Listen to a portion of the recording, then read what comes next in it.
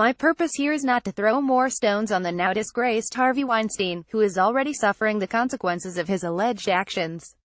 My purpose is to confront the larger hypocrisy of Hollywood, an industry that has made billions of dollars selling sex, an industry that encourages all kinds of sexploitation.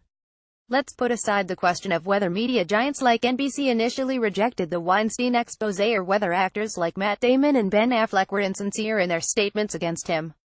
Instead, let's remember that, for years now, we've heard about the casting couch, slang for sexual favors aspiring actresses would be expected to show Hollywood execs if they wanted to advance in the industry.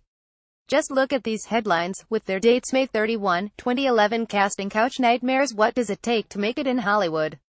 April 23, 2014 The Dark Side of Hollywood, 10 Casting Couch Horror Stories. Radar Online looks back at the stars who complained of harassment within industry. June 20, 2014 12 celebrities reveal their casting couch stories. And then this one, from October 11, 2017, following the revelations about Weinstein, women of Hollywood tell their casting couch horror stories. One recent article claims that these sexual abuses in the movie industry date back to the early 1920s. Yes, an AP article published in the Japan Times claims that Hollywood's casting couch scandals go back at least to 1921. The article begins with this: for anyone thinking the days of the so-called casting couch were long gone, this past week has been eye-opening. The growing list of women directing allegations at Harvey Weinstein suggests they never left Hollywood. The point is that the major players in Hollywood have known about these kinds of things for years, yet most looked the other way. Why? It's part of the business, and you don't dare challenge or expose the giants. It will destroy your own career if you do. Not only so, but many have played the game themselves. To point the finger at others is to point 4 fingers back at themselves. This has been self-evident to me as a complete outsider who has followed this from a great distance. What do the insiders know?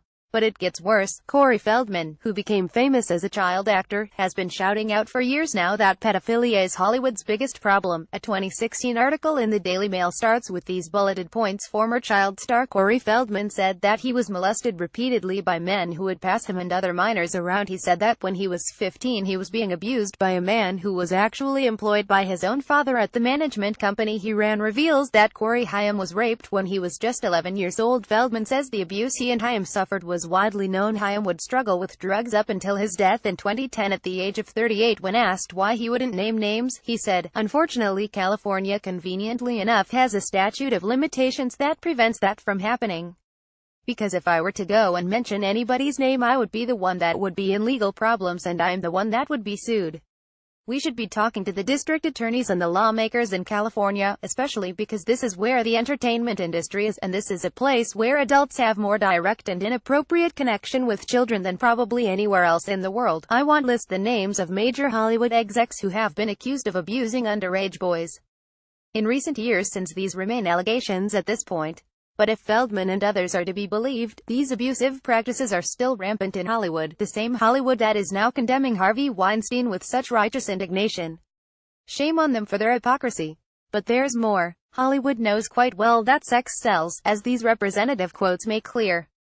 Guinevere Turner, co-screenwriter and actress. American Psycho. People want to see R-rated movies, adults and children alike, and an easy way to get an R rating is to have sex scenes or nudity. We'd be fooling ourselves if we didn't think teenagers wanted to see sex. And in creating the taboo, we create frenzy around it. Papsadera. Look at what just happened with Jessica Biel. She was in Yuli's Gold, and she was fabulous, but, you know, very few people saw that film. And Seventh Heaven, her TV show, is so sweet and syrupy, she really passed under the radar for a lot of years. So she did the cover of Gear magazine semi-naked. It was an attention-getting moment, and it catapulted her career. Glenn Rigberg, manager. Rigberg, Roberts Rugolo. What's so interesting is when you wander around the agencies and sets in Hollywood right now, there's this special magazine insert called the Maxim 100, which is pictures of scantily clad models and actresses. And I swear to God, it's being used in Hollywood to help cast movies. Is anyone surprised to read this? But once again, it's easy to point fingers at others.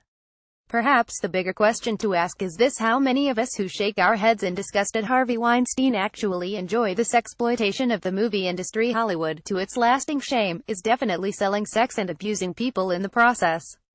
The question is, are we buying it?